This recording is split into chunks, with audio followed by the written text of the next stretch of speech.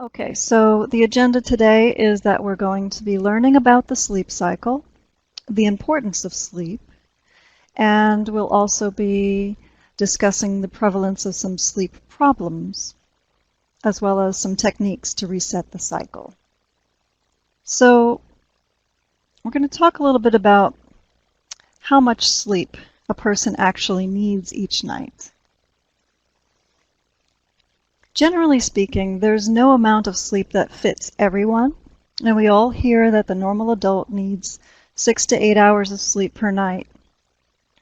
However, that's not really the same for children. As you can see from this chart on sleep norms, you have to consider that the child takes naps during the day, and this will also change the amount of sleep that they should get at night. So the chart is showing the typical 18-month-old will take a nap, one nap per day, and their nighttime sleep will average about 10 hours. By 5 years of age, averaging almost 11 hours a night. And chances are, if you're attending this training, your child may not even get half this amount of time. So the next question we're going to ask is, why is sleep so important? Research shows that getting the proper amount of sleep will impact various areas of one's life. In children, the research shows that children getting the full 8 to 10 hours of sleep perform better at school. They develop better planning and problem-solving skills. Their executive functioning is better, and they display a lot less challenging behaviors like aggression, noncompliance, defiance, and self-injurious behaviors. And they show better impulse control. Due to their healthier immune function, they're also at lower risk to develop infections. So what happens when we are sleep deprived?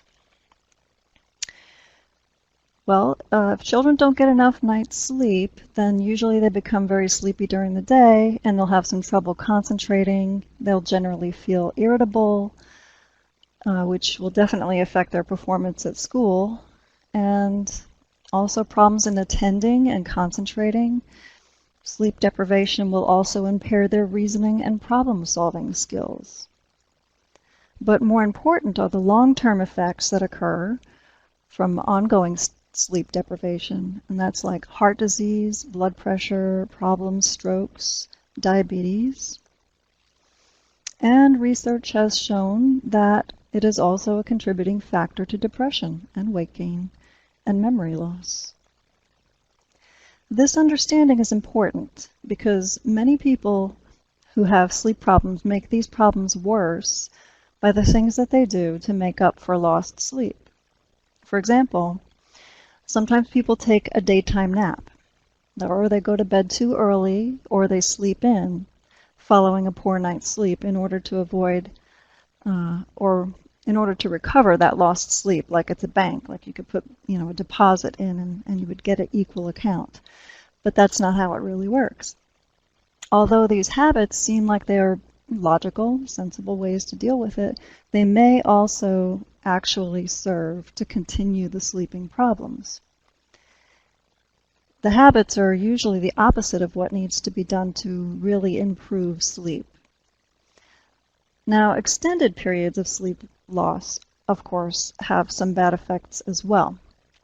However, people typically can continue most normal daytime activities even after a night without any sleep at all. When allowed to sleep after a longer than normal period of being awake, most people will tend to sleep longer and more deeply than typically on a normal night. So although people tend to not recover all the sleep time that they lost, they do recover the deep sleep that they lost during those unusual periods of sleeplessness. So your body's own sleep system has some ability to make up for the times when you don't get the amount of sleep that you actually need. This is a little stages of sleep chart. And as you can see, our brain is working hard as we sleep. Even though we're thinking that we're resting, our brain is going through cycles of different types of brainwave activity. And as you get older, you sleep more lightly and get less deep sleep. Aging is also linked to shorter time spans of sleep, although studies show you actually still need just as much sleep as when you were younger. Notice that the non-REM stage of sleep, I'm going to use the arrow here to show, this area here and down, all this area here, non-REM in this cycle, all the way up to the red section here, which is the REM sleep, the non-REM sleep is deeper, especially down in this section in the level 3.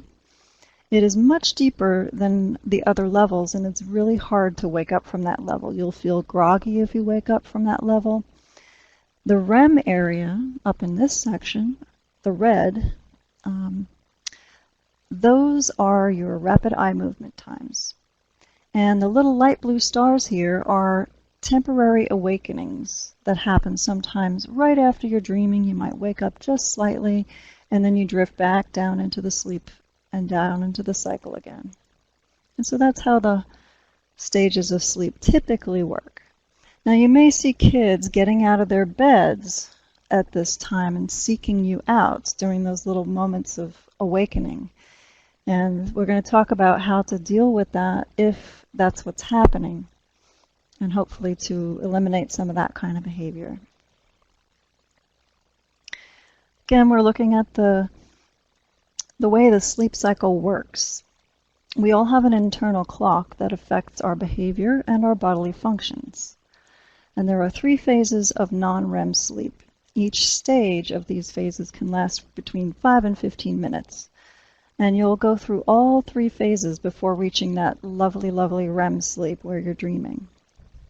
So stage 1, your eyes are closed, but it's easy to wake up. And this phase may last 5 to 10 minutes. Then in stage 2, you're in a light sleep.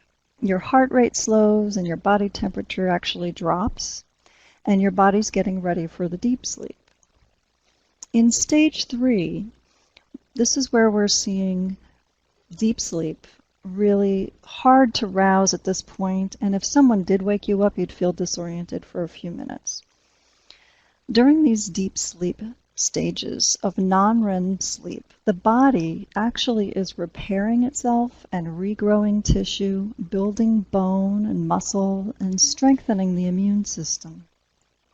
This sleep in this stage is really important in order to really feel rested.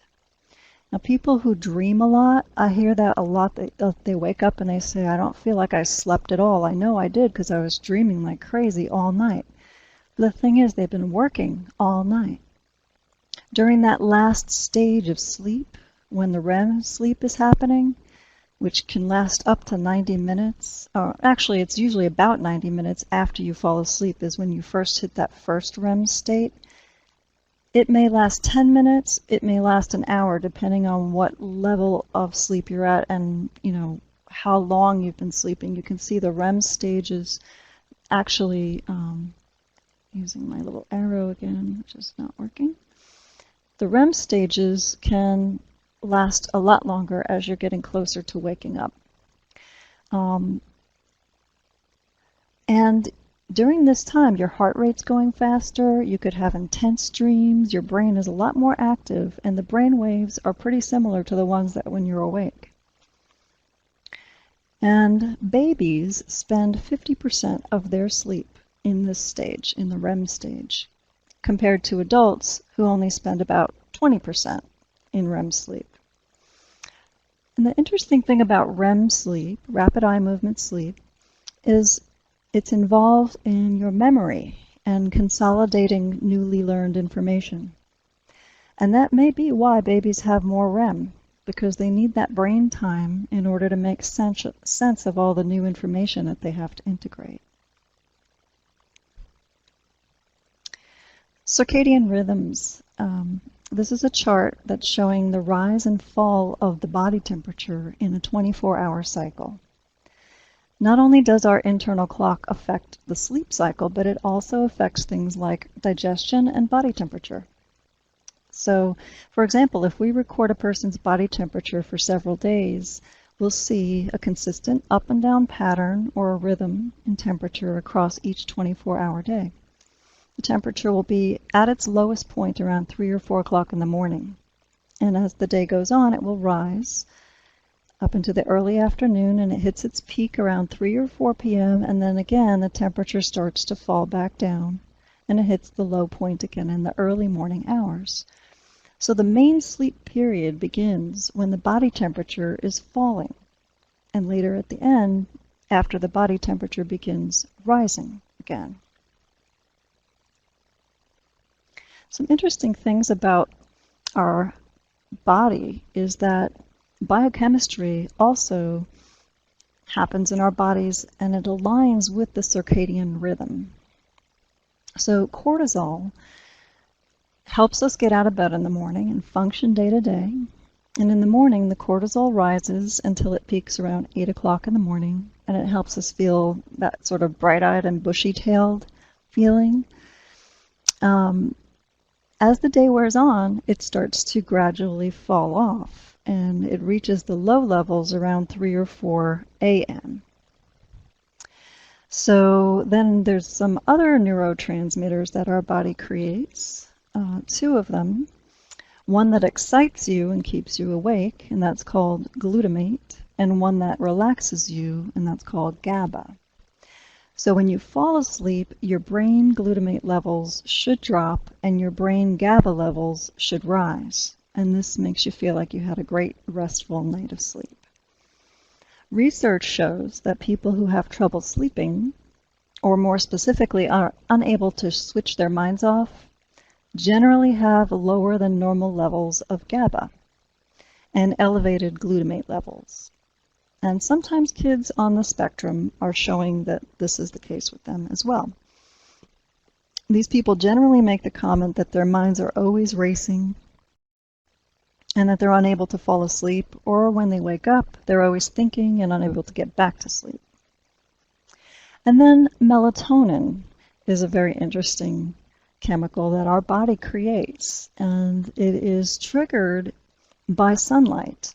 Sunlight actually causes our pineal gland to suppress melatonin production. So when we see the sunlight, our pineal gland says, okay, time to turn off your sleepy time medication. So when we don't see the sun, our pineal gland might continue to produce the melatonin that keeps us in the sleepy state. In humans, this melatonin induces an almost irresistible urge to sleep. So let's take a look at the prevalence of sleeping problems. They're pretty commonly reported in typical children.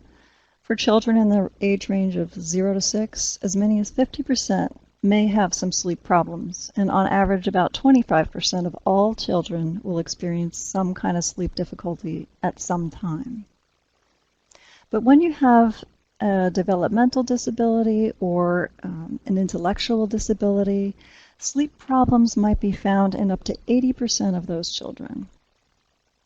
Children and adolescents with an ASD diagnosis are particularly vulnerable to sleep difficulties, and regardless of their age or IQ, around 2/3 report having sleep problems at some point in their childhood. And studies are continuing to find parents reporting sleep problems, with the rates ranging from about 50% to 80% of children with an ASD, compared to 9% to 50% for other comparison groups. Next, we're going to talk a little about behavioral therapy for the treatments of insomnia. First, we have cognitive behavioral therapy. That includes behavioral changes like keeping a regular bedtime, wake-up time, and getting out of bed after being awake for about 20 minutes or so, and eliminating afternoon naps. But it also adds a cognitive or thinking component.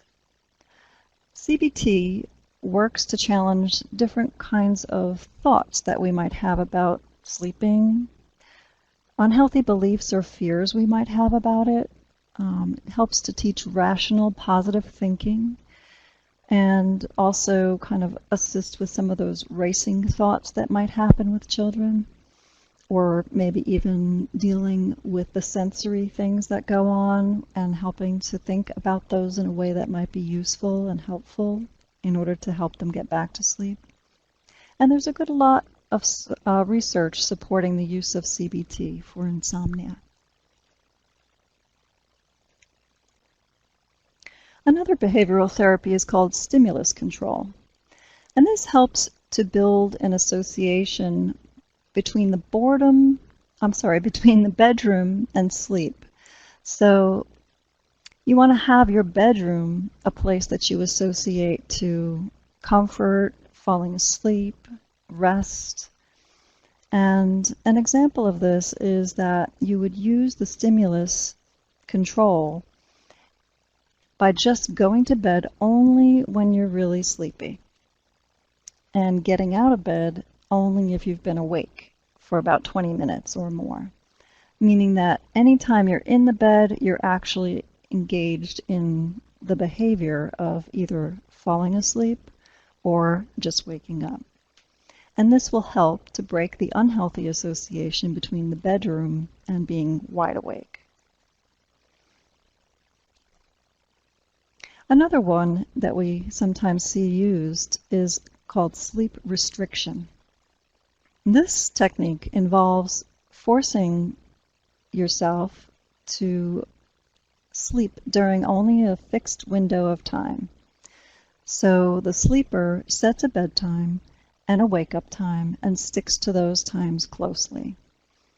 The total time in bed is probably a little shorter than what the sleeper had been doing, but the time allocated for bed is determined from an estimate of how long you actually have been sleeping at night. And then what you want to do is subsequently slowly increase the time allowed in the bed as you start to sleep better or improved. So it kind of, you start off with a restriction, and then the psyche wants to have more of what it likes, so it keeps improving. Now, relaxation techniques sometimes do help, and we're going to talk a little bit more about how to assist with relaxation before sleep.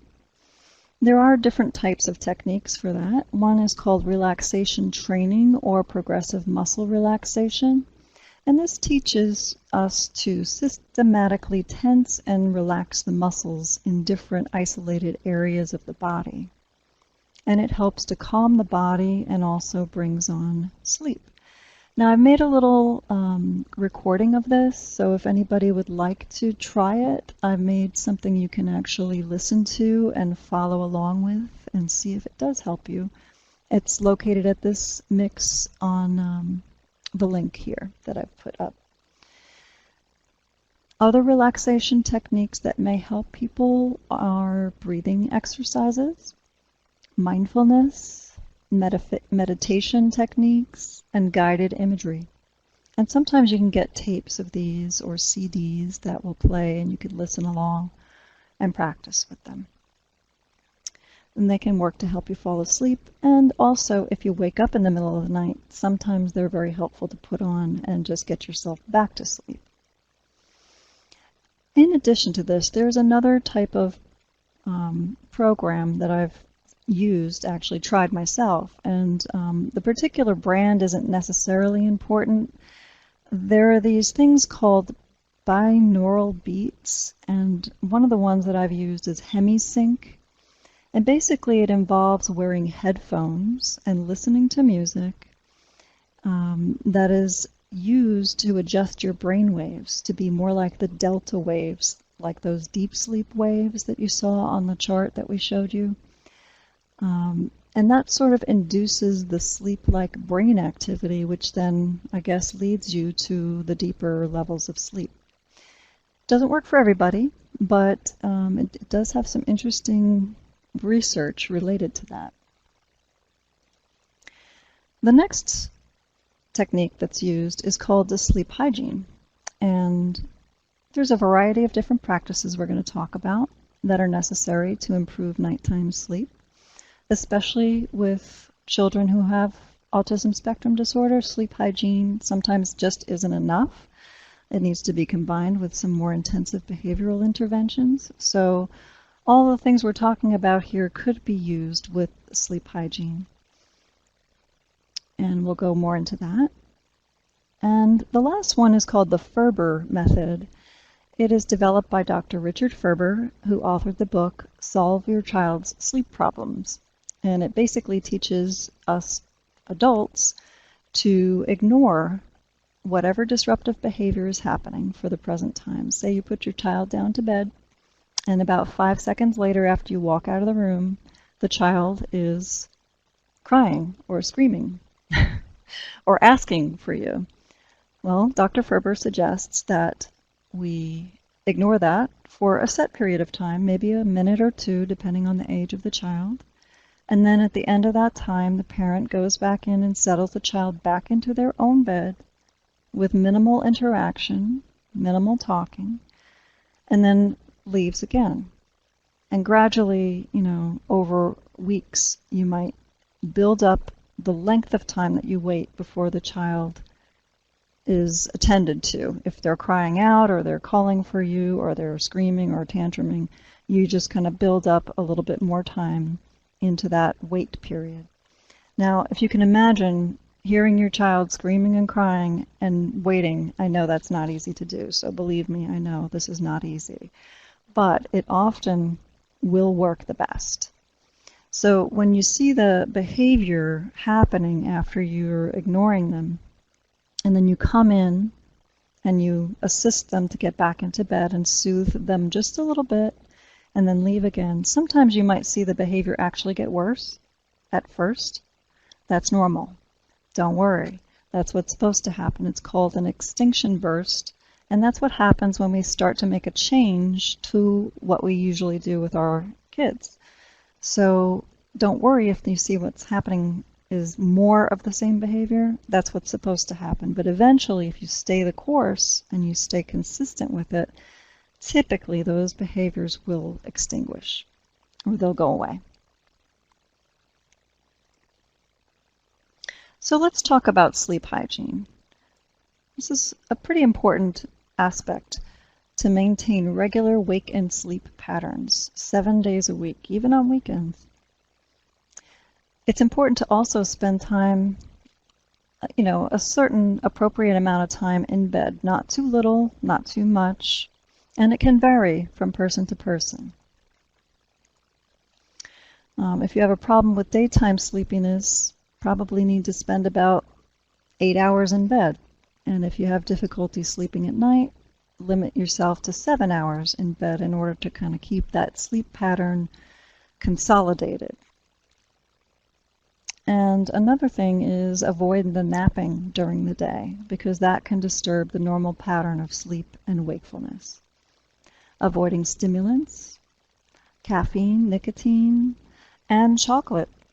You think about, how many times we have a dessert that might contain chocolate, and it's coming into our system around 6 or 7 o'clock at night, and we might be triggered to be awake from that caffeine. So we want to avoid that. Of course, kids are not drinking alcohol, but if we're having a sleep problem, we want to avoid alcohol too close to bedtime as well. And we want to avoid caffeine 4 to 6 hours before bedtime because it does have a half-life. So coffee, tea, sodas, just be careful of those. A lot of people think that alcohol helps them sleep. It actually has some immediate sleep-inducing effect, but later on it disrupts the cycle. It starts to create a disruption in that deep sleep cycle and the REM sleep, so it can actually cause you to wake up during that part where you should be going into REM. You'll just wake up. We want to exercise regularly, but not right before bed. If we have regular exercise, we want to do it in the afternoon, hopefully, or in the morning. It can help us to deepen the sleep when we go to sleep at night. If we start to exercise around 2 hours before bedtime, a lot of research is showing that the ability to fall asleep is really challenged because we kind of get pumped up and our bodies get full of energy. So we don't want to, with our kids, we don't want to be roughhousing with them or playing rambunctiously around 2 hours before bedtime because we're going to see that they're having a harder time going to sleep. Food can also be disruptive before sleep, so we want to avoid the heavy, spicy, or sugary foods around 4 to 6 hours before bedtime. We could stay away from large meals close to bedtime. And anytime we make dietary changes, like maybe we're eating something we haven't ever eaten before, or we're going to a buffet and we have a bunch of different stuff that we never really eat, that can cause some sleep problems, especially for our kids who have GI issues. They may have some problems with new foods coming in. And we talked a little bit before about the exposure to sunlight. We really do need to have that to kind of turn our pineal gland on and get it working to shut down the melatonin production. It helps us maintain a really good sleep-wake cycle. So it's recommended that we get about 30 minutes of direct morning sunlight, if possible. But here's the thing. If you're going to be up at night and you're going to be playing on games or watching a TV with a light screen, something that's even Nooks and Kindles that have that bright light sometimes, or reading, those can actually trigger the sensation of sunlight and so may inhibit the natural melatonin flow in our bodies. Something to think about with our kids and how much time they get with screens being on, monitors or lit toys and things like that. Establish a regular bedtime routine. Try to avoid emotionally upsetting conversations and activities before you go to sleep. So it's not a good time right before you go to sleep to start talking about an issue you had with one another during the day. Don't bring your problems to bed. Don't let your child have the last thing that you talk about with them be why they're, in trouble at school, or, that you want them to work more on their homework. These things can cause their minds to sort of spin out during the night. So we want to just keep everything kind of calm and relaxed as much as possible right before they're going to sleep. And associate the bed with sleep. Sleeping is what is supposed to happen in the bed, so it's not a good idea to use the bed as the place where we're going to do our TV watching or listening to the radio or doing homework or other things. We want to have the bed be a place where we're resting and sleeping primarily. And also in the sleep environment, you want to have comfortable bedding. You want your bedding to be a lovely experience where you just love the feel of your sheets, you love the feel of your pillow. The blanket is so wonderful and just, glorious to lay in.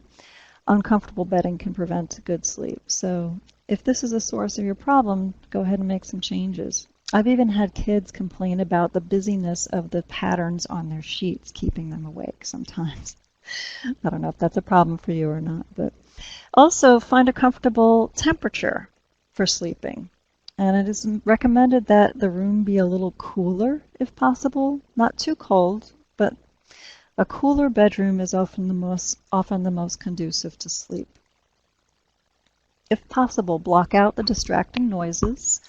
Eliminate as much light as possible, and if your child is sensitive to these things, night lights, lights from clocks, lights from electronics in the room can all be blinking all night long and kind of keeping them slightly alert. So think about that. If there are some lights that might be triggering awakening, or if your child's a light sleeper, if sounds from outside the room are triggering awakening, maybe you can move activities to a different side of the residence to help them out.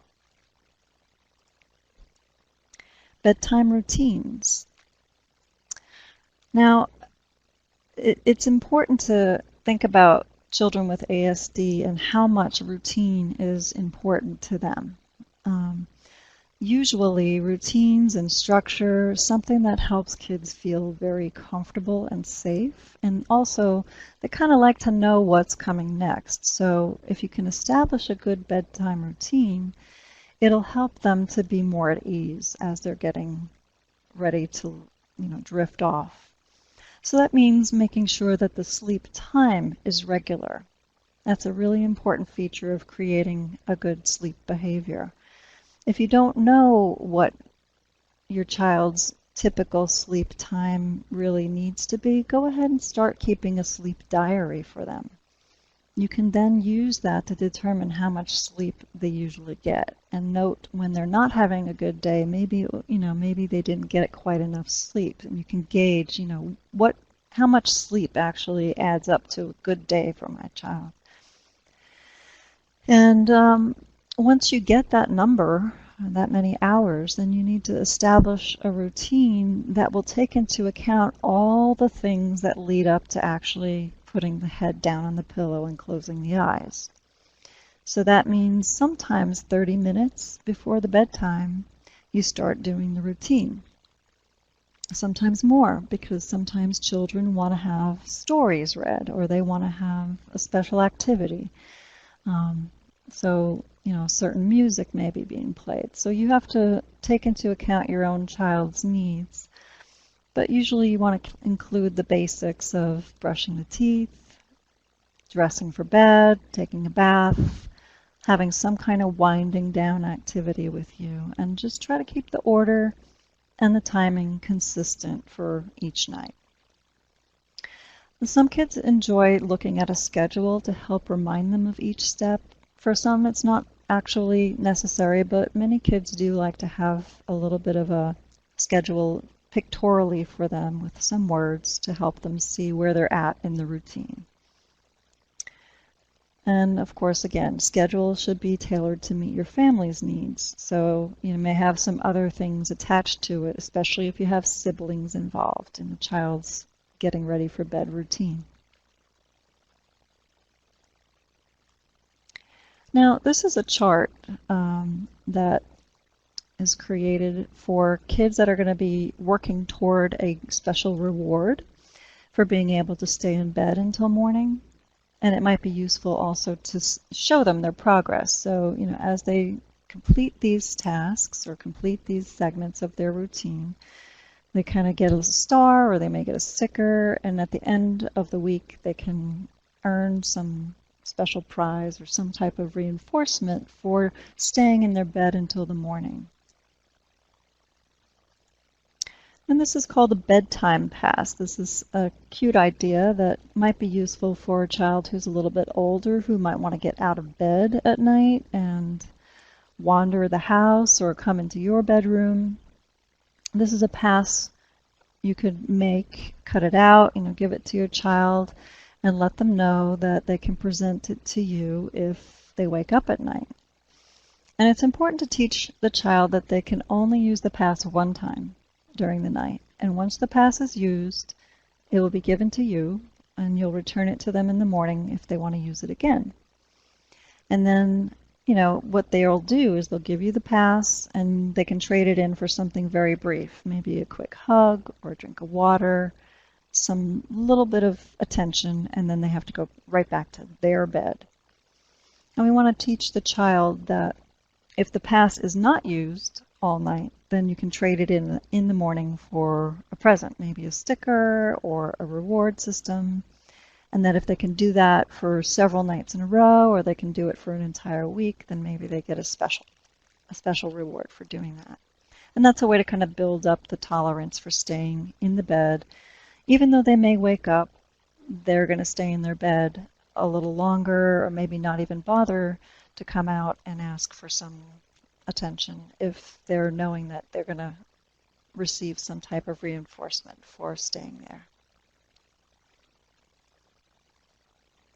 Now, there's a lot of different things that are talked about in terms of medications and herbal remedies and supplements. There's a lot of things out there that are available for use. And so with your child, you want to make sure that you do talk to a doctor about whether or not it's a good idea. If your child is having problems, there could be a lot of different reasons behind that. So before going ahead and just trying out any random remedies or supplements or medications, go ahead and make sure that you talk to a doctor about it and see what might be causing the problem.